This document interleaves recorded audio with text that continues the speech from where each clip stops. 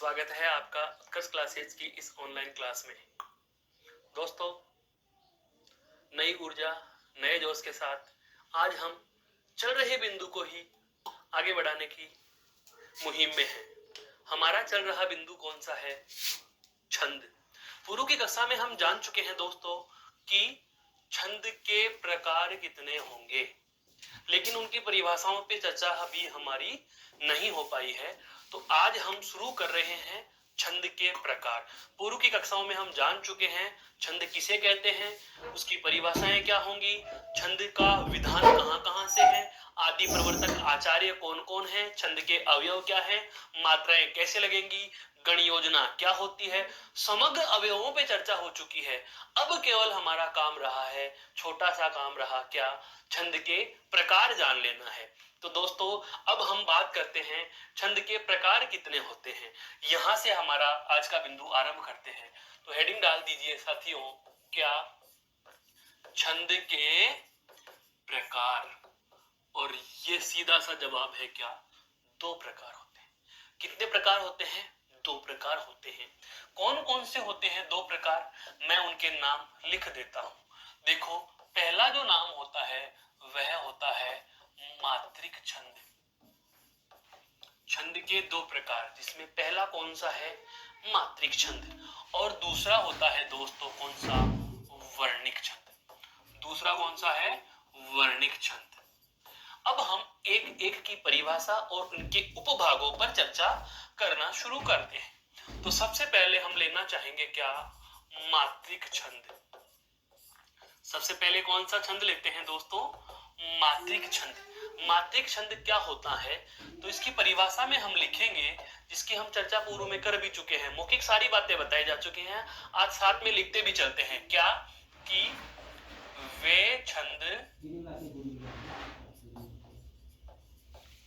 जिनका निर्धारण मात्राओं की संख्या के आधार पर, मात्राओं की संख्या के आधार पर किया जाता है, मात्राओं की संख्या के आधार पर किया जाता है, उन्हें मात्रिक छंद कहते हैं। उन्हें मात्रिक छंद कहते हैं। कहने का मतलब यह हुआ कि मात्राओं की संख्या के आधार पर यदि छंदों का निर्धारण कर रहे हो, मात्राओं की संख्याओं के आधार पर यदि छंदों का निर्धारण कर रहे हो, तो उसे हम क्या कहेंगे? मात्रिक छंद कहेंगे। दोस्तों, क्या कहेंगे? मात्रिक छंद कहेंगे। अब बात आती है, इस मात्रिक छंद के भी कोई उपभेद होते हैं क्या? तो मात्रिक छंद के देखो तीन भेद। क्या? सबसे पहला होता है सममात्रिक। सबसे पहला क्या होगा दोस्तों? सममात्रिक।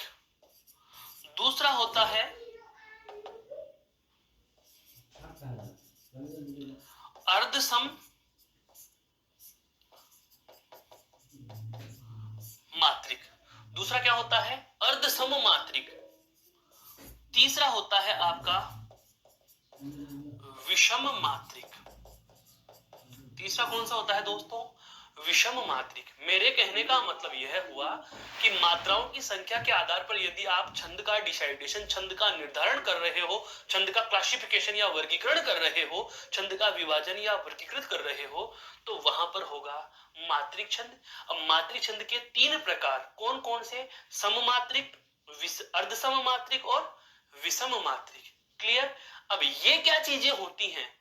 ये क्या चीजें होती हैं? ऐसे ही प्रकार वर्णिक में भी आते हैं, समवर्णिक, अर्धसमवर्णिक और विषम वर्णिक। तो इनकी परिभाषाएं हम समग्रतः लेंगे। पहले केवल हमें यह पता होना चाहिए कि जो छंद के जो दो मोटे मोटे प्रकार हैं, मात्रिक छंद और वर्णिक छंद, उसमें मात्रिक छंद क्या होता है यह मैंने आपके समक्ष साझा कर दिया है दोस्तों। तो मात्रिक छंद क्या होगा कि वह छंद जिसका निर्धारण मात्राओं की संख्या के आधार पर किया जाता है, उसे मात्रिक छंद कहते हैं। क्लियर? अब बात आती है सबसे पहले सममात्रिक, अर्धसम मात्रिक और विषम मात्रिक की हम परिभाषा जाने उससे पहले हम एक बार वर्णिक छंद की परिभाषा और जान लेते हैं। तो वर्णिक छंद क्या होता है, देखो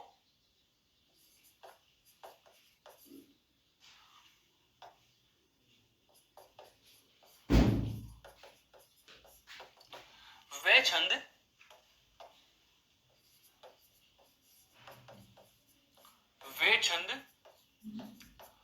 जिनका निर्धारण वर्णों की संख्या के आधार पर किया जाता है, वर्णों की संख्या के आधार पर किया जाता है, उन्हें वर्णिक या वृत्त छंद, मात्रिक को क्या कहते हैं, जाति छंद, वृत्त छंद कहते हैं। ठीक है, इसके भी कितने भेद, 3 भेद। कितने भेद दोस्तों, 3 भेद। कौन कौन से 3, वही 3 जो मात्रिक में आया था, जैसे सममात्रिक, तो यहां पर क्या हो जाएगा दोस्तों, समवर्णिक। जैसे अर्धसम मात्रिक, तो यहां पर क्या हो जाएगा, अर्धसम वर्णिक। जैसे विषम मात्रिक, तो वर्णिक में क्या हो जाएगा, विषम वर्णिक छंद। क्या हो जाएगा, विषम वर्णिक छंद। कहने का आशय यह हुआ कि वे छंद जिनका निर्धारण वर्णों की संख्या के आधार पर किया जाता है, तो उसे हम क्या कहेंगे, वर्णिक छंद। और यदि मात्राओं की संख्या के आधार पर किया जाए तो उसे क्या कह देंगे दोस्तों, मात्रिक छंद। बाकी प्रकार तीनों के, दोनों के सेम सेम। 3 प्रकार क्या, अगर मात्रिक है तो सममात्रिक, वर्णिक है तो समवर्णिक, मात्रिक है तो अर्धसम मात्रिक, वर्णिक है तो अर्धसम वर्णिक, मात्रिक है तो विषम मात्रिक और वर्णिक है तो विषम वर्णिक। यहां तक क्लियर। अब हम इनकी एक एक परिभाषा ले लेते हैं कि समवर्णिक या मात्रिक क्या होता है। तो दोस्तों एक बार इसको गौर से देख लीजिए, फिर हम इसकी परिभाषा की चर्चा करते हैं, क्योंकि परिभाषाएं अभी हमें पता होनी चाहिए। हालांकि थ्योरी पूछी या नहीं जाती, पर बहुत बार जैसे रिटर्न के मेंस के पेपर हो जाते हैं, उनमें ऐसी प्रश्नों का हमें सामना करना पड़ जाता है, तो हमें इनकी एक भाषा शैली का पता होना चाहिए। तो देखो, अब हम अगली परिभाषा पढ़ना चाह रहे हैं, जो हम लिखने जा रहे हैं, वह कौन सी है, सम मात्रिक या वर्णिक। सममात्रिक या समवर्णिक। अब दोनों परिभाषाएं एक साथ लेंगे, कैसे, देखो,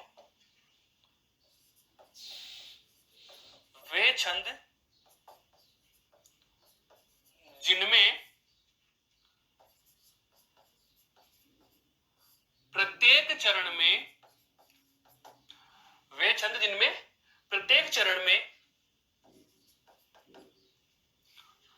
मात्रा या वर्णों की संख्या समान हो। क्लियर, वे छंद जिनके प्रत्येक चरण में, कहने का मतलब यह हुआ, मान लीजिए दोस्तों, मान लीजिए हमारा यह कॉपी का पृष्ठ है, मान लीजिए जैसे यह हमारा कॉपी का पृष्ठ है, और इस कॉपी के पृष्ठ में या हमारी पुस्तिका के इस पृष्ठ में दोस्तों, जैसा कि हम देख पा रहे हैं, हमारे पास एक काव्य रचना लिखी गई है। ये लीजिए, ये काव्य रचना लिखी गई है। ठीक है, फिर एक अगला पद आ गया, और हमने पाया कि इस पहले चरण में, इस दूसरे चरण में, तीसरे और इस चौथे चरण में, प्रत्येक चरण में वर्णों की या मात्राओं की, अगर वर्णों की संख्या समान है तो उसे समवर्णिक कह देंगे, और यदि मात्राओं की संख्या समान है तो उसे सममात्रिक कह देंगे। दोनों परिभाषाएं साझा मैंने इसीलिए लिखी हैं क्योंकि परिभाषाएं दोनों सेम है, मात्रा है तो सममात्रिक, वर्ण है तो समवर्णिक। तो परिभाषा क्या कह रही है कि वे छंद जिनमें प्रत्येक चरण में मात्रा या वर्णों की संख्या समान हो, मात्रा या वर्णों की संख्या समान हो, उन्हें सममात्रिक या समवर्णिक छंद कहते हैं। वे छंद जिनमें प्रत्येक चरण में मात्राओं की संख्या या वर्णों की संख्या समान हो। अगर मात्राओं की संख्या समान हो, इससे दो परिभाषाएं बना सकते हो। वे छंद जिनमें प्रत्येक चरण में मात्रा की संख्या समान हो उसे सममात्रिक छंद कहते हैं। वे छंद जिनमें प्रत्येक चरण में वर्णों की संख्या समान हो उसे समवर्णिक छंद कहते हैं। क्लियर हो गई एक परिभाषा दोस्तों। यह कौन सी हुई आपके समक्ष? सममात्रिक या समवर्णिक। अगली परिभाषा पर चलते हैं। अगली परिभाषा कौन सी? वही देखो, प्रकार कौन सा था? समवर्णिक या सममात्रिक। अब आएगा कौन सा? अर्ध समवर्णिक या अर्ध सममात्रिक। तो अगली परिभाषा पे हम चलते हैं। तो अगली परिभाषा लिखेंगे हम दोस्तों क्या?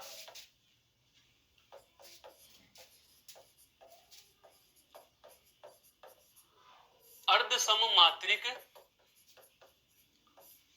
या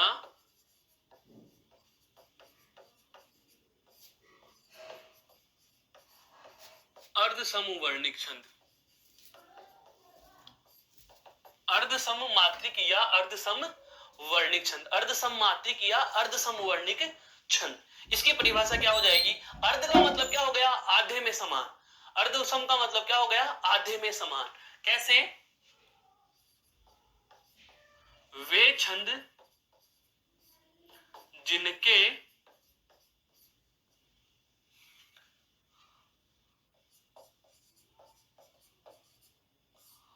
विषम चरणों से विषम चरणों की, बहुत अच्छे से समझना इसको, वह समचरणों से समचरणों की मात्राएं या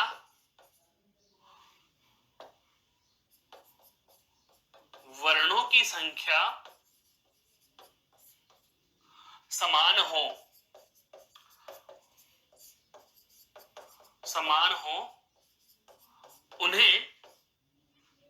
उन्हें अर्धसम मात्रिक या अर्धसम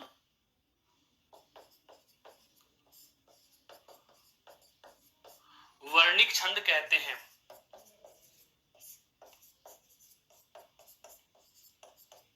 समझ में आया कुछ दोस्तों? क्या है? बहुत अच्छी चीज है ये। इसको हम इस तरीके से समझ सकते हैं, जैसे एक डायग्राम ले हम। मान लीजिए हमारे पास यहां कोई पद लिखा हुआ है। पद लिखा हुआ है जैसे दोस्तों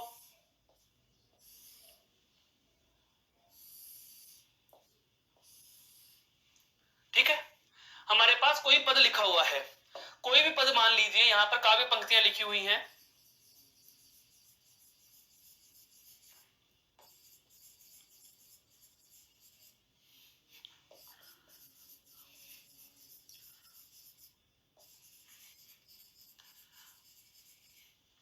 हमारे पास कोई भी काव्य पंक्तियां लिखी हुई हैं। इन काव्य पंक्तियों में पहले जानेंगे परिभाषा क्या कह रही है।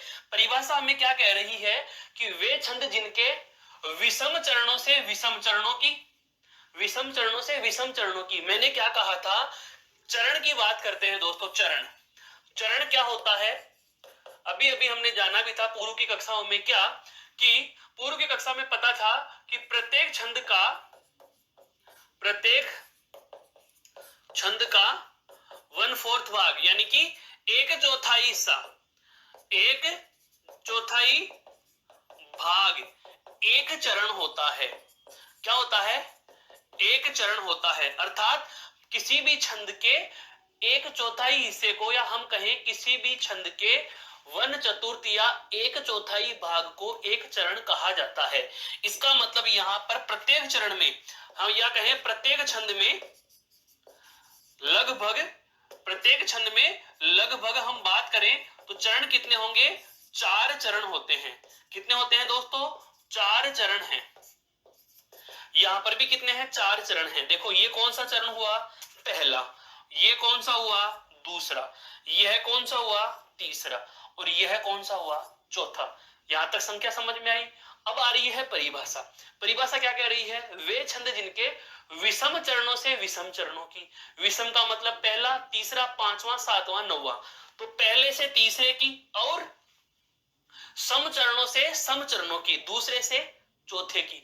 वे छंद जिनमें प्रथम के साथ तीसरा, दूसरे के साथ चौथा, या मैं कहूं पहले, तीसरे और पांचवा, दूसरा, चौथा और छठा या आठवां, पहला, तीसरा, पांचवा, सातवां, ऐसे समझो। पहले के साथ में कौन सा? तीसरा और पांचवा और सातवां, और दूसरे के साथ में कौन सा? चौथा, छठा और आठवां। तो ये तो हो गए आपके विषम चरण, और ये क्या हो गए दोस्तों? सम चरण।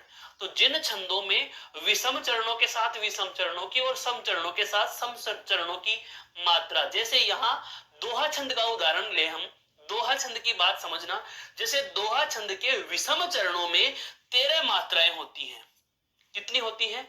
13। और सम चरण में कितनी होती है दोस्तों? 11 मात्रा। कितनी मात्रा होती है? 11। तो अगर विषम चरणों में 13 और सम चरणों में 11, तो जाहिर सी बात है पहले के बराबर तीसरा और दूसरे के बराबर चौथा।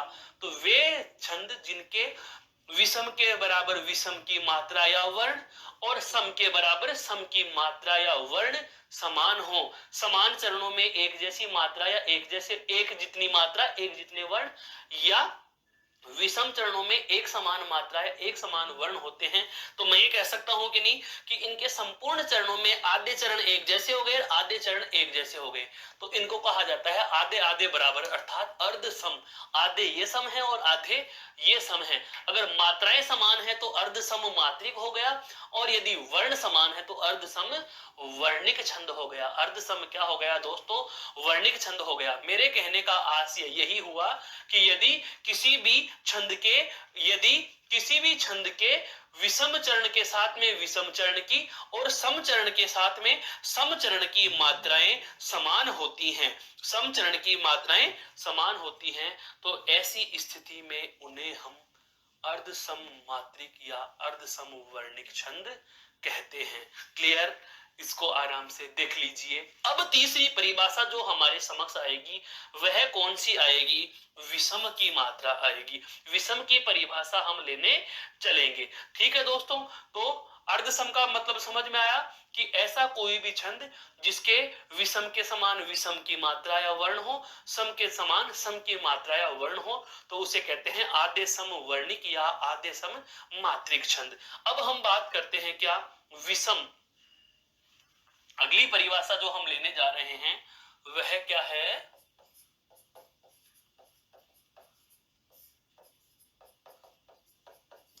विषम मात्रिक या विषम वर्णिक छंद।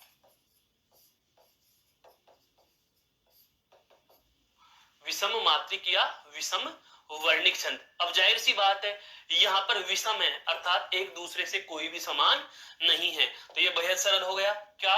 कि वे छंद जिनमें वे छंद जिनमें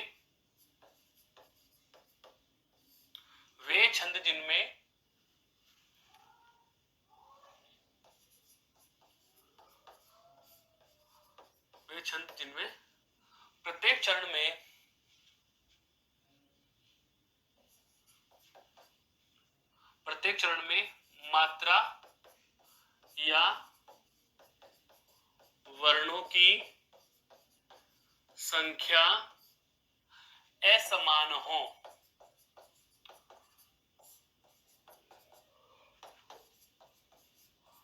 उन्हें विषम मात्रिक या विषम वर्णिक छंद कहते हैं।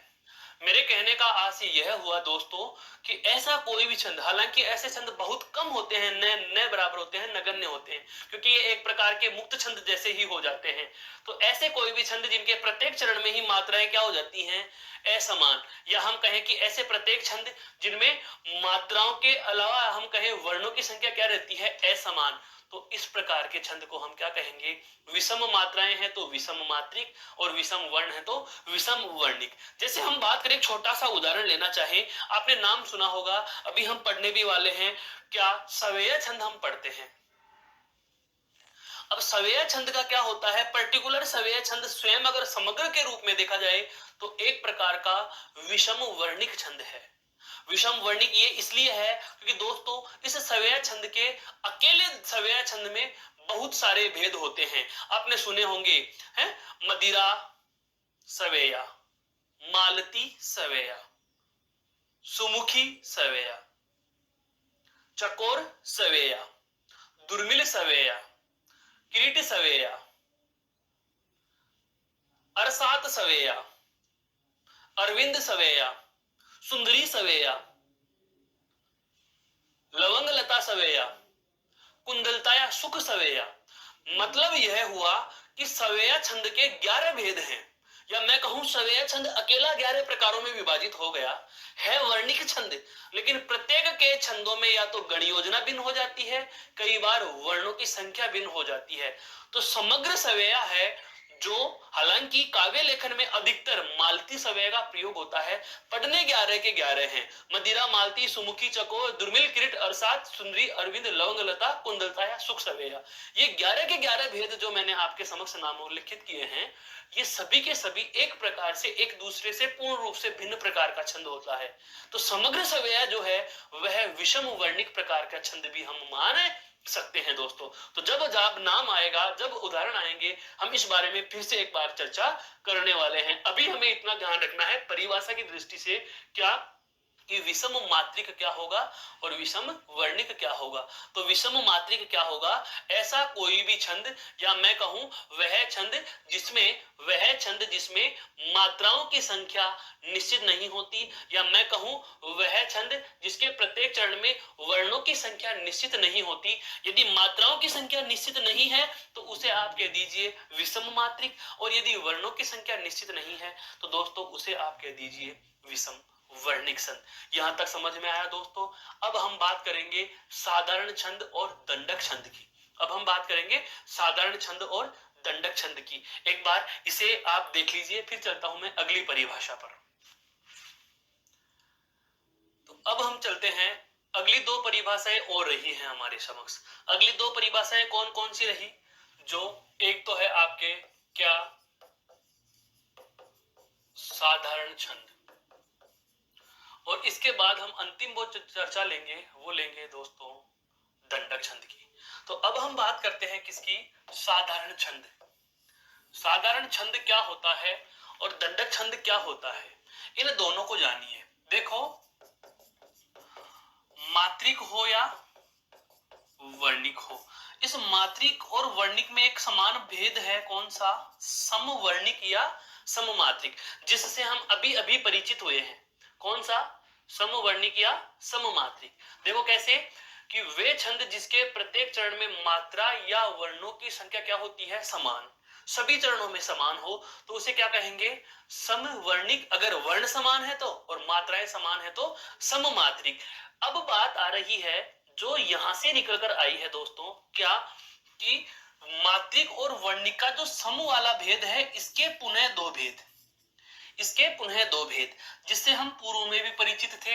एक नाम हमारे समक्ष उपस्थित होता है साधारण छंद, और एक नाम आता है दोस्तों क्या, दंडक छंद। एक नाम क्या आता है, दंडक छंद।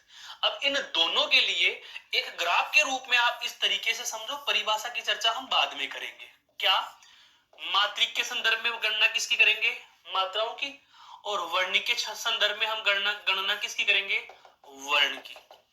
तो ऐसा कोई भी छंद जिसमें अगर मात्राएं गिनी जा रही हैं, जिसमें अगर मात्राएं गिनी जा रही हैं, तो मात्राओं की संख्या 32 तक हो सकती है। मात्राओं की संख्या कितनी हो सकती है, 32 तक, और वर्णों की संख्या कितनी हो सकती है, 1 से 26 तक।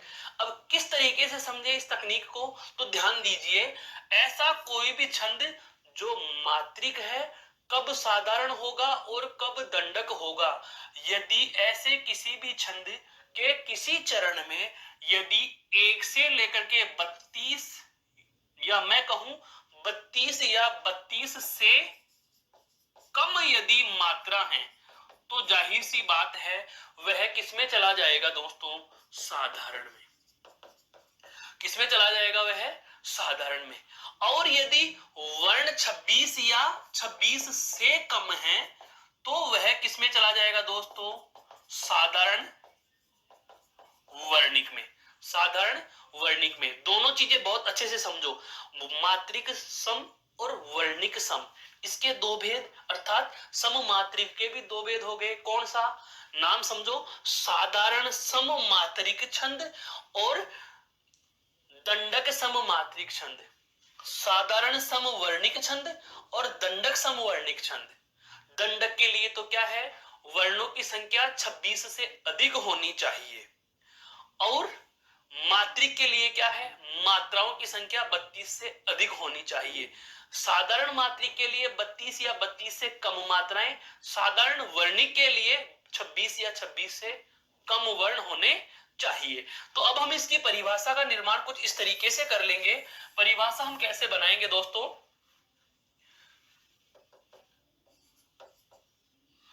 वे मात्रिक छंद जिनके प्रत्येक चरण में, वे मात्रिक छंद जिनके प्रत्येक चरण में 32 या 32 से कम मात्राएं हों, या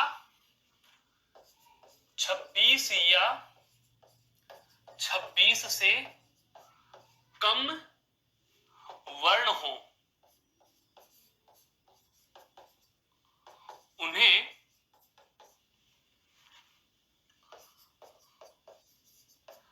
साधारण मात्रिक या साधारण वर्णिक छंद कहते हैं।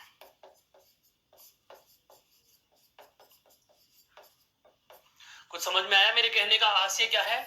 मेरे कहने का आशय कुछ इस प्रकार से है दोस्तों कि ऐसा कोई भी छंद जो मात्रिक है और उसमें मात्राओं की संख्या प्रत्येक चरण में या तो कितनी है दोस्तों, 32, या फिर क्या है, 32 से कम है। तो मात्राओं की संख्या 32 या 32 से कम हो तो उसे हम कह देंगे क्या, साधारण मात्रिक छंद।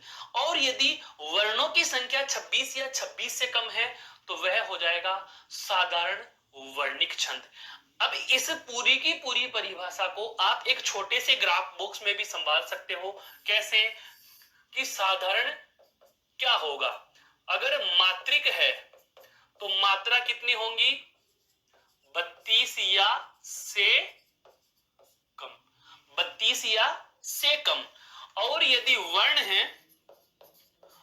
है तो 26 या से कम, 26 या से कम। ऐसी स्थिति में कौन सा छंद रहेगा, साधारण छंद। क्लियर यहां तक? अब एक अंतिम परिभाषाएं इसलिए जरूरी हैं, इतनी सारी परिभाषाएं मैंने आपके समक्ष इसलिए प्रस्तुत की हैं, मैं बार बार कह रहा हूं कि यह रिटर्न के अकॉर्डिंग हमारे पास एक अद्वितीय सा नोट्स बन जाना चाहिए दोस्तों। और अद्वितीय नोट्स की यही पहचान होगी, हर छोटे से छोटी चीज का विस्तार हमें मिल जाना चाहिए। तो अगली और अंतिम परिभाषा जो छंदों के संदर्भ में, परिचयात्मक ब्योरे के संदर्भ में एक अंतिम परिभाषा जो और बचती है उसकी हम बात कर लेते हैं, और वह परिभाषा बचती है दोस्तों क्या, दंडक छंद की। कौन सी, दंडक छंद की। देखो साधारण छंद में तो क्या लिया हमने, 32 से कम मात्राएं या 26 से कम वर्ण। अब इसमें क्या होगा, 32 से अधिक मात्राएं या 26 से अधिक वर्ण। तो जाहिर सी बात है परिभाषा कुछ इस प्रकार से बना देंगे, क्या, कि वे मात्रिक छंद जिनके प्रत्येक चरण में वे मात्रिक छंद जिनके प्रत्येक चरण में 32 से अधिक मात्रा या 26 से अधिक वर्ण हो। समझ में आ रही है बात? 32 या 32 से कम मात्रा साधारण छंद और 32 से अधिक मात्रा दंडक छंद। 26 या 26 से कम वर्ण साधारण छंद, 26 से अधिक वर्ण तो दंडक छंद। 26 से अधिक वर्ण हो तो उन्हें दंडक, मात्रिक या दंडक वर्णिक छंद कहा जाता है। क्लियर? इसे भी आप एक ग्राफ में बंद कर सकते हो। कैसे? दंडक छंद के लिए क्या कि यदि मात्राएं होंगी तो मात्राएं कितनी होंगी? 32 से अधिक। मात्राएं होंगी तो मात्राएं कितनी होंगी दोस्तों? 32 से अधिक। और यदि वर्ण होंगे तो वर्ण होंगे 26 से अधिक। 26 से अधिक तो क्या होंगे? वर्ण। और 32 से अधिक क्या होंगी दोस्तों? मात्राएं। कहने का आशय यह हुआ कि है दोनों सम। सम का मतलब, इसे सम इसलिए कहा जाता है दोस्तों, सम हमने इसे इसलिए कहा क्योंकि प्रत्येक चरण में, ये प्रत्येक चरण के लिए कहा जा रहा है और प्रत्येक चरण में एक जैसी स्थिति होगी। चाहे वो 32 से कम होगी तो सभी में होगी, 32 से ज्यादा मात्रा होगी तो सभी में होंगी, 26 से कम वर्ण होंगे तो सभी में होंगे और 26 से ज्यादा वर्ण होंगे तो सभी में होंगे। तो जब ऐसी स्थिति होती है कि सभी में एक समान स्थिति होगी तो उसे हम सममात्रिक या समवर्णिक के अंतर्गत गिनते हैं। अब मात्राएं 32 से ज्यादा है तो दंडक में आ जाएगा, 32 या 32 से कम है तो साधारण में आ जाएगा। वर्ण यदि 26 या 26 से ज्यादा है तो 26 से ज्यादा है तो दंडक वर्णिक में आ जाएगा और 26 या 26 से कम है तो साधारण वर्णिक छंद में गिना जाएगा। यह सारी की सारी अब तक हमने जितनी भी पढ़ी हैं दोस्तों, यह सभी की सभी छंदों की परिभाषाएं हैं। हमने जाना मात्रिक छंद किसे कहते हैं, वर्णिक छंद किसे कहते हैं, सममात्रिक और समवर्णिक किसे कहते हैं, अर्ध सममात्रिक और अर्ध समवर्णिक किसे कहते हैं, विषम मात्रिक और विषम वर्णिक किसे कहते हैं, दंडक मात्रिक और दंडक वर्णिक, या मैं कहूं मात्रा के रूप में साधारण और वर्णों के रूप में साधारण छंद क्या होगा और वर्णों के रूप में दंडक और वर्णों के रूप में साधारण क्या होगा। ये सब बातें हमने जान ली। अब सब कुछ परिचयात्मक ब्यौरा हो जाने के बाद एक छोटा सा प्रश्न जो बनता है वह होता है क्या कि सर हम छंद के लक्षण कैसे पहचानेंगे और उनके उदाहरणों को कैसे पहचानेंगे। तो उदाहरण छंदों के याद करने की जरूरत नहीं है। प्रत्येक छंद के नाम के साथ एक लाइन में हम उसका एक लक्षण लिखेंगे और वही लक्षण, उसी से अनेकों लक्षण बनाए जा सकते हैं और उसे हर एक उदाहरण पर अप्लाई करवाया जा सकता है। तो अब हम लेते हैं दोस्तों क्या महत्वपूर्ण छंद और उनके उदाहरण, या मैं कहूं अब हमारा जो चर्चा का बिंदु है वह है क्या महत्वपूर्ण छंदों का विवेचन, अर्थात छंदों के लक्षण व उदाहरण। तो अगली हेडिंग डाल दीजिए मेरे दोस्तों, छंदों के लक्षण व उदाहरण। छंदों के लक्षण व उदाहरण हम लेना शुरू करेंगे। यहां तक की बात समझ में आ गई क्या? क्लियर? चलते हैं अब हम महत्वपूर्ण छंद और उनके उदाहरणों की ओर। देखो सबसे पहला छंद हमारे समक्ष आया है दोस्तों, कौन सा है? चौपाई। कौन सा है दोस्तों? चौपाई। अब लक्षण कैसे बनाते हैं, पहले लक्षण बनाना सीखेंगे, उदाहरण पर बाद में आएंगे। पहले लक्षण बनाना सीखिए। लक्षण कैसे बनाते हैं? चौपाई छंद, चौ चार पाई पद, 4 पदों का ये छंद है।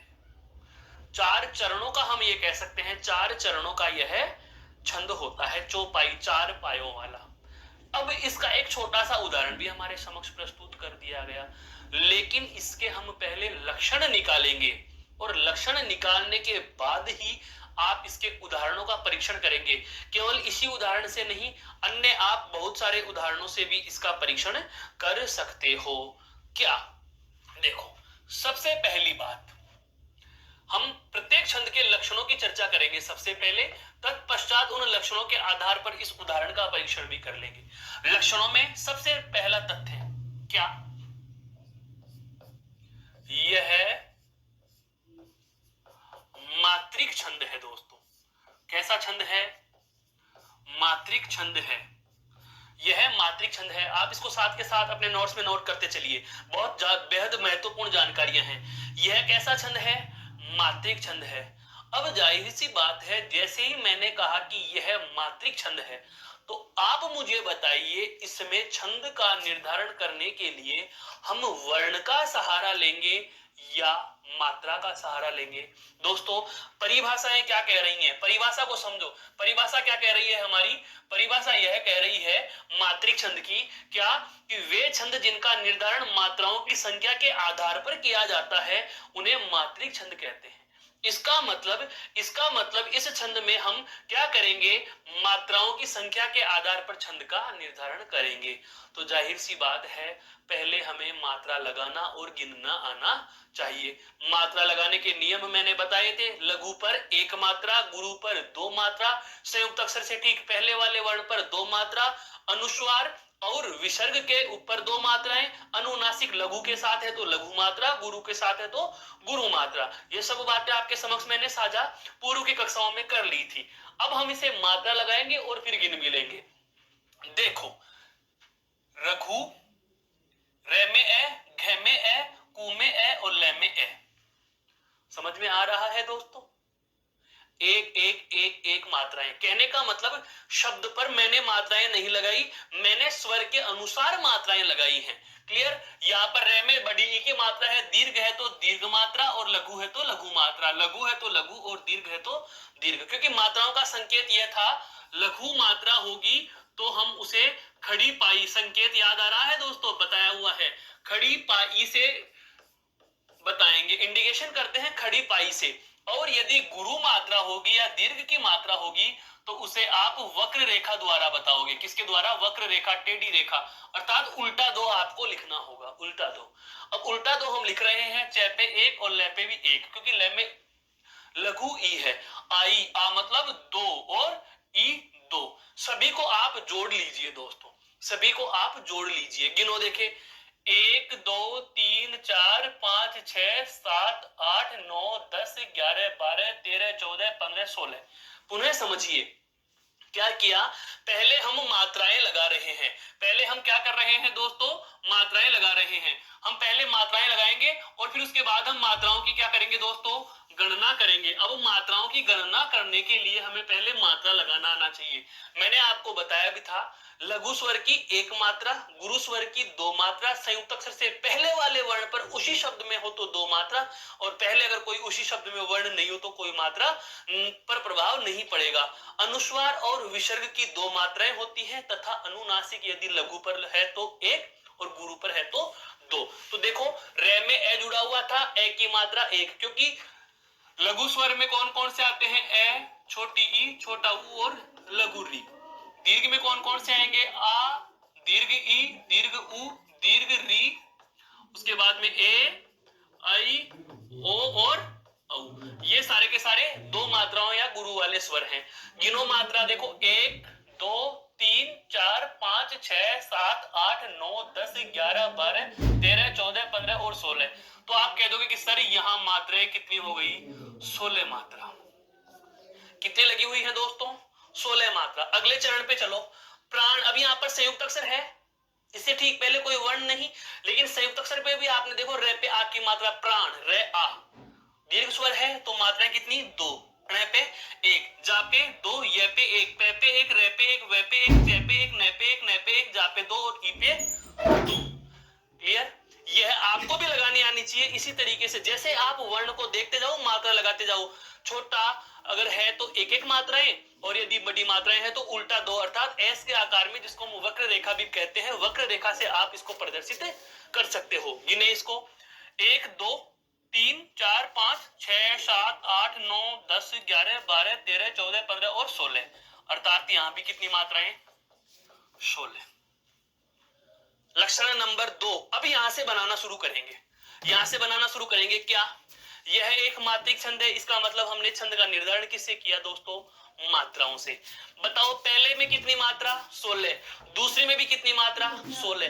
तो बताओ मैं ये कह सकता हूं कि नहीं कि प्रत्येक चरण में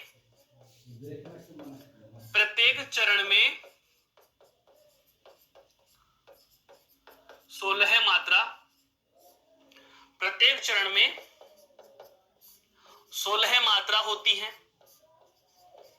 प्रत्येक चरण में मात्राएं कितनी होती हैं दोस्तों? 16 मात्राएं, ठीक है। और अगर पहला और दूसरा चरण समान मात्राओं वाला है, देखो ध्यान से समझना, अगर पहला और तीसरा समान का होता, दूसरा और चौथा समान का होता, तो आधे समान के होते, आधे समान के होते तो उसको अर्धसम कहते। लेकिन यहाँ पर तो पहला दूसरा तीसरा चौथा क्रम से कितने भी आए, सभी में 16 आ रही है। तो इसका मतलब जिनमें सभी चरणों में मात्राओं की संख्या समान हो तो उसे हम कह सकते हैं दोस्तों, यह सममात्रिक छंद है। कौन सा है? सममात्रिक छंद है दोस्तों। कौन सा छंद है? सममात्रिक छंद है। क्लियर? लक्षण बनाना सीखिए, लक्षण बनाना सीखिए, और फिर मैं बताऊंगा कि परीक्षा की दृष्टि से आपको तैयारी कैसे करनी है। इतनी सारी थ्योरी थोड़ी याद करनी, ना जी ना, इतनी सारी थ्योरी याद करने की आवश्यकता ही नहीं है। बिल्कुल, एक मैंने पुनः कहा, एक छंद का नाम याद रखना है, और छंद का नाम भी याद न रखो तो उस छंद से संबंधित जो एक तथ्य बताऊंगा वह याद रख लेना, वो बाद की बात है। पहले इसकी थ्योरी समझो।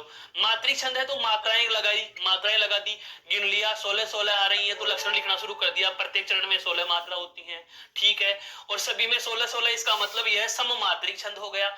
और सममात्रिक छंद, और दूसरी महत्वपूर्ण बात, यदि मात्राओं की संख्या 32 या 32 से कम होती है तो हम उसे कौन सा छंद कहते हैं? साधारण छंद।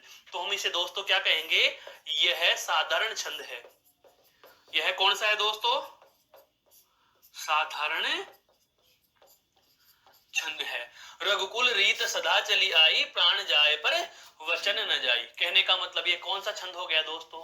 साधारण छंद। प्रत्येक चरण में 16 मात्राएं, सममात्रिक, और हम यह डायरेक्टली कह दें कि यह मात्रिक प्रकार का छंद होता है। यहां तक बताओ समझ में आई कि नहीं बात? क्लियर? अब बात आती है कि सर परीक्षा में जो हमें तैयार करके जाना, उस तथ्य को क्या याद रखेंगे? तो हम इसको मास्टरी स्ट्रोक के रूप में हम कह सकते हैं। इसका महत्वपूर्ण जो तथ्य मैं लिख रहा हूं वो तथ्य आपको यही याद रखना है। क्या तथ्य? क्या? प्रत्येक चरण चौपाई 4 4 16, प्रत्येक चरण 16 मात्रा, बस। प्रत्येक चरण कितनी मात्रा? 16 मात्रा। एक लाइन आपको याद रखनी है, और इसी से आप सारे के सारे चौपाई छंद को पहचान सकते हो। प्रत्येक चरण में 16 मात्राएं होंगी। अब यहां से सारे लक्षण बन रहे हैं। 16 मात्राएं हैं, प्रत्येक चरण में है तो सममात्रिक हो गया, और मात्राओं के आधार पर गणना कर रहे हैं, इसका मतलब मात्रिक है। 32 से कम है, इसका मतलब यह साधारण छंद है। समझ में आया कि नहीं आया? यह याद करने की जरूरत ही नहीं है, ये तो वैसे भी याद रहता है। भूल भी जाएंगे तो परीक्षा में हमें क्या करना है? सबसे पहले मात्रा लगाओ और सभी की मात्राएं गिनो, फिर वर्ण गिन लो। वर्ण या मात्रा दोनों में कोई ना कोई चीज में साम्यता जरूर मिलेगी। अगर दोनों में नहीं मिल रही तो विषम है, सम पूछ ही नहीं रहा। और यदि वर्ण या मात्राओं की संख्या कहीं ना कहीं कॉमन हो रही है तो समझ लीजिए, अगर मात्राएं कॉमन है तो मात्रिक छंद हो गया, वर्ण कॉमन हो रहे हैं तो वर्णिक छंद हो गया। अब कौन कौन से वर्णिक है और कौन कौन से मात्रिक है, हम एक एक पढ़ते ही चलते जा रहे हैं दोस्तों। तो ये तो कौन सा है? चौपाई। ये कौन सा है? चौपाई। अब इसी से मिलता जुलता दोस्तों एक और छंद आता है, चौपाई। यहां पर पाई है और वो आता है चौपई छंद। कौन सा है छंद दोस्तों? चौपई छंद। देखिए, एक है चौपई छंद, चौपई छंद, पा नहीं है, पे है। एक ही मात्रा कम कर दी, एक मात्रा कम कर दी। बहुत लॉजिक से समझो इनको, तथ्य को समझिए। चौपाई, चौपाई 4/4, 4 4 16 मात्रा। क्लियर हो गई? 4/4, अरे चौपाई यानी 4 गुणा 4, 4/4। यहाँ पर मात्राएं कितनी बना दी 16। फिर अगले छंद पे मैं जा रहा हूं, यहाँ पर क्या लिखा हुआ है चौपाई, अर्थात पा था, पा की जगह पे कर दिया, मात्रा कितनी कम कर दी 1, मात्रा कितनी कम कर दी 1 2, तो सभी आंसर आ गए। ये लो एक मात्रा कम कर दी, सारे लक्षण भी निकल के आ गए, सारी बातें समझ में आ गई। देखो गिनाओ, पहले मात्रा लगाते हैं, क्या एक विनती सुन लो हे भगवान, हम सब बालक है नादान। एक एक दो, एक एक दो, दो एक एक दो एक, गिनो मात्राएं, 1 2 3 4 5 6 7 8 9 10 11 12 13 14 और 1 15 मात्रा। कितनी मात्रा हो रही है दोस्तों 15 मात्रा। मैंने अभी अभी कहा क्या किया, चौपाई से एक मात्रा कम कर दी, चौपाई अर्थात 16 मात्रा, चौपाई अर्थात 16 मात्रा, और 16 से एक कम कर दी, चौपाई से क्या कर दी, पै बनाने के लिए पा में से आ की मात्रा हटा दी, तो चौपाई से एक मात्रा कम, चौपाई से एक मात्रा कम, तो क्या बन गई चौपाई बन गई, क्या बन गई चौपाई बन गई। और चौपाई बन गई तो जाहिर सी बात है मात्राएं 16 से एक कम कर दो, कितनी हो गई 15, उसमें 16 थी, यहाँ 15 होनी चाहिए। देखो है मैं से बे बा ले के है ना दा और ने, जोड़ लीजिए, 4 और 2 6 और 2 8, और 8 और 7 15 मात्रा, 15 मात्रा। सारे लक्षण बना दीजिए दोस्तों जैसे मैंने बनाए थे। सबसे पहले प्रत्येक चरण में मात्राएं की गिनती के अनुसार हम समानता देख रहे हैं, तो इसके लक्षणों में क्या आएगा दोस्तों, सबसे पहला यह सममात्रिक छंद है। कौन सा मात्रिक छंद है दोस्तों, सममात्रिक, क्योंकि पहला और दूसरा चरण समान हो गए, पहला तीसरा होते तो अर्ध सम होता, और कोई भी समान नहीं होते तो विषम होता, ठीक है। नंबर 2 लक्षण की बात, क्या प्रत्येक चरण में कितनी थी मात्राएं आ रही हैं 15 मात्राएं, कितनी मात्रा, प्रत्येक चरण में 15 मात्रा होती है, प्रत्येक चरण में कितनी मात्रा होती है दोस्तों 15 मात्रा होती है। अगली महत्वपूर्ण बात, ये कौन सा छंद होगा बताइए, ये कौन सा होगा, साधारण या दंडक, तो हमें पता है 32 या 32 से कम है तो कौन सा छंद है, साधारण छंद है। कौन सा छंद है दोस्तों, साधारण छंद है। कोई दिक्कत ही नहीं, बहुत ही आसान तरीका छंद को पहचानने का। चौपाई 4/4 16, चौपाई एक कम कर दिया तो लक्षणों में एक मात्रा कम कर दो, बाकी सारी बातें समान है, मात्रिक भी है, सममात्रिक भी है, प्रत्येक चरण में मात्राओं की संख्या समान भी होती है, सारी बातें एक जैसी हैं, सारी बातें एक जैसी ही हैं। इसका मतलब यह हुआ कि जहां भी आपको मात्राओं की संख्या के आधार पर छंद का निर्धारण करना है तो आप क्या करेंगे दोस्तों, वहां मात्राओं की संख्या गिन लेंगे, और इन दोनों छंदों की जो मात्राओं की संख्या थी यह मैंने आपके समक्ष बहुत अच्छे से क्लियर कर दी है। क्लियर हुआ? तो पहले हम दो बात की तुलना देखो दोनों छंदों की। चौपाई यह भी मात्रिक छंद 16 मात्रा वाला साधारण प्रकार का मात्रिक या सममात्रिक था, और चौपाई क्या है, यह 15 मात्राओं वाला साधारण मात्रिक, सममात्रिक और 15 प्रकार के, मैं कहूं 15 मात्राओं वाला छंद है। ये दोनों के दोनों क्या थे दोस्तों, सममात्रिक छंद थे। क्या थे, सममात्रिक छंद थे मेरे दोस्तों। अब हम चलते हैं अगले छंद पर। देखो अगला छंद कौन सा है, रोला, रोला छंद, रोला छंद। यहां पर से लाइन आरंभ हो रही है और ये यति यहां पर से आरंभ हो रही है और यहां एक पूर्ण विराम, फिर लाइन आरंभ हुई यति और फिर यहां पर 2 पूर्ण विराम। इसका मतलब यह हुआ, चरण देखो, चरण याद आ रहा है कुछ? चरण क्या होते हैं, प्रत्येक छंद के चतुर्थ भाग को चरण कहा जाता है। किसी छंद के चौथे हिस्से को क्या कहा गया, चरण कहा गया। साधारणतः हर एक छंद में 4 चरण होते हैं। तो यह चरण कौन सा हुआ दोस्तों, पहला। यह चरण कौन सा हुआ, दूसरा। यह चरण कौन सा हुआ दोस्तों, तीसरा। और यह चरण कौन सा हुआ, चौथा। क्लियर? आप लिख सकते हो 4 चरण होते हैं, कोई फर्क नहीं पड़ता इन चीजों से। अभी बताऊंगा कैसे लक्षण बनाने हैं। देखो अब हाँ, यहां तक तो समझ में आ गई कि 4 तो चरण है, और छाटो।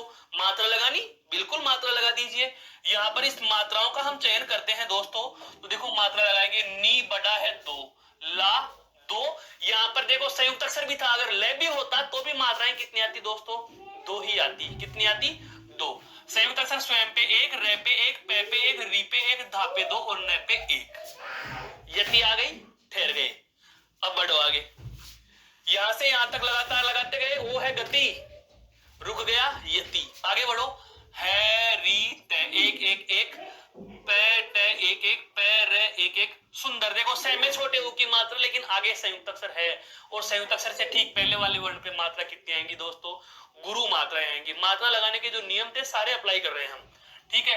दे पे 1, रे पे 1 और यहाँ 2, ठीक है। अब गिनना आरंभ करो मात्राओं को, मात्राएं गिनेंगे, 2 और 2 4 और 3 7 और 1 8 9 10 और 1 11। इस यति से पहले कितनी मात्राएं आई दोस्तों, 11 मात्रा। कितनी मात्राएं हैं, 11 है मात्रा। आगे देखो, 1 2 3 4 5 6 7 8 9 10 11 12 और 13, अर्थात यति के बाद कितनी है, 13 मात्रा। यति के बाद कितनी मात्रा है, 13 मात्रा। आगे बढ़ो, सु 2 मात्राएं, क्यों, ऊ की मात्रा दीर्घ है और आगे संयुक्त अक्षर भी है। संयुक्त अक्षर से देखो या दीर्घ स्वर से देखो, बात वही है, मात्रा 2 ही आएंगी। रे में 1, सॉरी ये में 1, उसके बाद में चंद्र के आगे संयुक्त अक्षर है, 2 मात्रा 1 मात्रा, यू गे, मुकुट में 1 1 1। क्लियर, यहां तक कोई दिक्कत रही क्या, बताओ। अरे भाई यहां तक कोई दिक्कत रही नहीं। 1 2 3 4 5 6 7 8 9 10 और 1 11। यहां भी कितनी मात्राएं हो गई दोस्तों, 11 मात्रा। यति आ गई। आगे बढ़ो, में 2 मात्रा, ख 1 मात्रा, ला 2 मात्रा, रत्ना। यहां पर देखो संयुक्त अक्षर है, तो संयुक्त अक्षर आता, तो जाहिर सी बात है, रे पे मात्रा कितनी, 2, ना में भी कितनी, 2, और के में भी कितनी, 1, रे में कितनी, 1 और हई में 2। जोड़ लीजिए, 2 और 1 3, 3 और 2 5 और 2 7 और 2 9 और 9 और 4 13 मात्रा। ये लो जी, ये 13 मात्रा। कुछ समझ में आया मैंने क्या कहना चाहा है।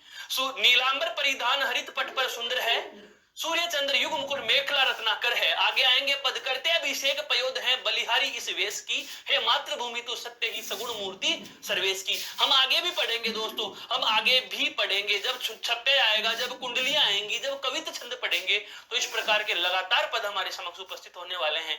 बात यहाँ यह नहीं, बात यह है लक्षण कैसे बनाए, लक्षण बनाना आरंभ करेंगे दोस्तों।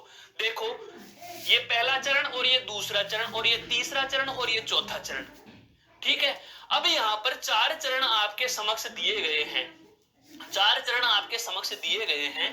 पहला जो चरण है, दूसरा जो चरण है, इनमें मात्राएं अलग अलग। तीसरा जो चरण है, चौथा जो चरण है, इनकी मात्राएं देखें तो हमने पता चला कि पहले और तीसरे चरण की मात्राओं की संख्या समान है 11 11, दूसरे और चौथे चरण की मात्राएं समान है 13 13। यहां तक बात समझ में आई दोस्तों, यहां तक समझ में आ गई। तो इसका मतलब यह हुआ कि यहां पर 11 13 का चक्कर चला, यही है।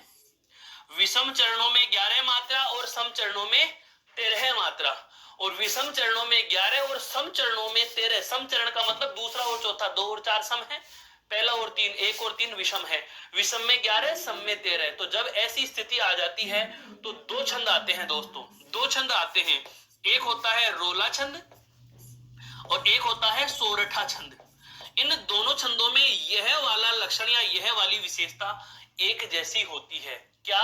विषम चरणों में 11 और सम चरणों में 13 मात्रा, और ये दोनों के दोनों छंद इस जगह समान हैं। और जो दोहा हम पढ़ते हैं, दोहा छंद के क्या है? ये विलोम है। ये दोनों के दोनों क्या है? दोहा छंद के विलोम है। दोहा छंद के विलोम का मतलब क्या है कि दोहा छंद में ये स्थिति उल्टी होगी। जब दोहा छंद पढ़ेंगे तो हम देखेंगे कि दोहा छंद में क्या होगा? विषम चरणों में 13, सम चरणों में 11। विषम चरण में 13 और सम चरण में 11। हो गई विपरीत स्थिति ये वाली। 11 13 13 11, 11 13 13 11। यह होता है दोस्तों कौन सा? आपका दोहा छंद। पूछा गया प्रश्न है, बहुत अच्छे से सुन लीजिए, पूछा गया प्रश्न है दोहा छंद का विलोम होता है। विकल्प में आपको रोला भी मिल सकता है, विकल्प में आपको सोरठा भी मिल सकता है, हो सकता है आपको विकल्प में दोनों मिल जाएं, और जब दोनों मिल जाएं तो निश्चय ही आपको तीसरे विकल्प या चौथे विकल्प में जाना है जिसमें लिखा होगा पहला और दूसरा दोनों सही हैं। तो पहला और दूसरा दोनों सही हैं। अब आपके जहन में एक सवाल और उठ रहा होगा कि सर यदि रोला और सोरठा दोनों एक जैसी स्थिति वाले हैं तो हम अंतर कैसे करेंगे? वो बाद की बात है दोस्तों, पहले अभी हमें इतना सा ध्यान रखना है, मात्राएं देखते ही हमें यह पता चला कि जो रोला छंद होता है उसके विषम चरण में कितनी मात्राएं, 11 मात्रा, और सम चरण में कितनी मात्रा, 13 मात्रा। तो बताइए भाई दोस्तों, आधे आधों में बराबर हो रही है कि नहीं हो रही? हो रही है। मात्राओं के आधार पर छंद का निर्धारण कर रहे हैं या नहीं कर रहे हैं? तो लक्षण बनाना आरंभ कीजिए। वो बाद की बात है कि सर हम इसे पहचानेंगे कैसे, हम इसे पहचानेंगे कैसे, वो तो मैं बाद में बताऊंगा। पहले हमें क्या करना है, इनकी मात्राओं का क्या करना है दोस्तों, मात्राओं के आधार पर या अब तक जो हमें ज्ञात हुआ उसके आधार पर लक्षण लिखने हैं। तो देखें दोस्तों, इसके लक्षण आरंभ करते हैं। लक्षण सबसे पहला बता देता हूं मौखिक। अगर रोला और सोरठा छंद के अंतर की बात की जाए तो ध्यान रखना, समचरण के अंत में, समचरण के अंत में यदि गुरु मात्रा होती है तो वह रोला होगा। गुरु मात्रा, अंतिम अक्षर पे गुरु है ना, गुरु का मतलब बड़ी मात्रा। और यदि 11 13 ही हो लेकिन अंत में गुरु नहीं हो तो वह सोरठा होगा। वह क्या होगा? सोरठा होगा। और कोई अंतर नहीं, बाकी सारी स्थितियां एक जैसी, बस यही अंतर। क्या? 11 13 अर्थात विषम चरणों में 11, सम चरणों में 13, 11 और 13 पे यति होती है। लेकिन रोला छंद के अंत में ध्यान रखना है, सम चरणों के अंत में गुरु होता है, सोरठा में गुरु नहीं होता। लिखने आरंभ करते हैं। आधे आधों में समान मात्राएं आ रही हैं। देखो सबसे पहला बेसिक सा लक्षण क्या, यह है अर्ध सम, अर्ध सम मात्रिक छंद। यह अर्ध सम मात्रिक छंद है। एक बात, यह अर्ध सम मात्रिक छंद है अर्थात इसके आधे आधे चरणों में मात्राएं बराबर हो रही हैं, 11 11 13 13। क्लियर? एक बात। नंबर 2, इसमें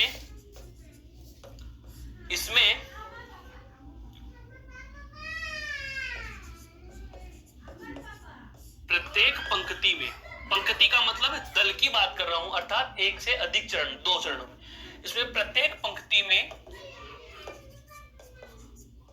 कुल 24 मात्रा, बिल्कुल कुल 24 मात्रा व 11,13 पर यति होती है। 11 13 पर क्या होती है दोस्तों?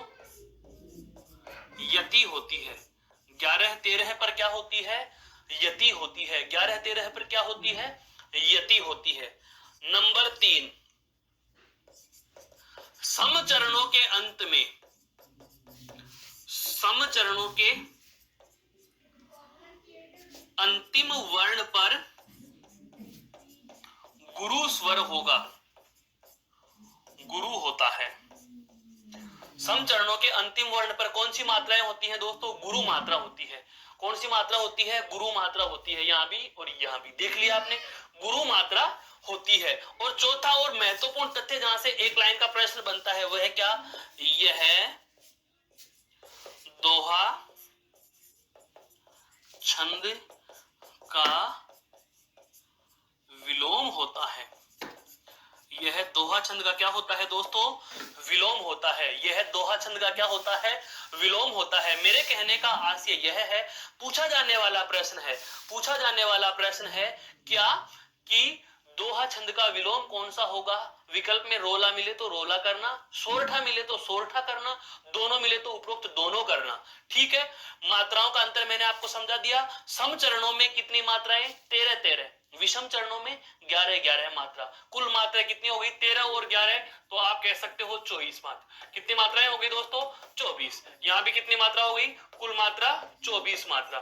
24 मात्रा 11,13, अर्थात कोमा से पहले 11 बाद में 13, तो 11-13 पर क्या होती है? यति। और आधे आधे चरणों में मात्राएं समान है, तो मात्राओं के आधार पर छंद का निर्धारण करें, इसलिए तो मात्रिक, और आधे आधे में बराबर है इसलिए अर्ध सममात्रिक। यहां तक बात समझ में आ गई दोस्तों? यहां तक बात समझ में आ गई? हाँ बिल्कुल, बहुत सरल है ये चीज, ये बहुत सरल है पर महत्वपूर्ण भी है दोस्तों। बिल्कुल, रोला। अब इसी से मिलता जुलता एक छंद और होता है, कौन सा दोस्तों? सोरठा। अब हम बात करते हैं अगले छंद पर, एक बार इसे गौर से देख लीजिए।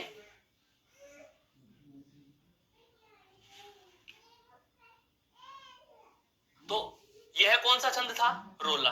रोला के लिए महत्वपूर्ण बातें दो ही, क्या सोरठा के जैसा? अंतर क्या है? अंत में यहां गुरु है, उसमें गुरु नहीं होता, उसमें लघु होता है। बाकी सारे लक्षण एक जैसे, बाकी सारे लक्षण क्या होते हैं दोस्तों? एक जैसे। तो आज हमने चर्चा की छंदों की महत्वपूर्ण जो संबंधित परिभाषाएं थी उन पर, और इसके साथ में हमारी जो चर्चा रही वह रही कुछ एक छंदों के कतिपय उदाहरणों पर। इसके बाद की चर्चा हम करेंगे अगली कक्षा में। तब तक के लिए धन्यवाद। जय हिंद, जय भारत दोस्तों।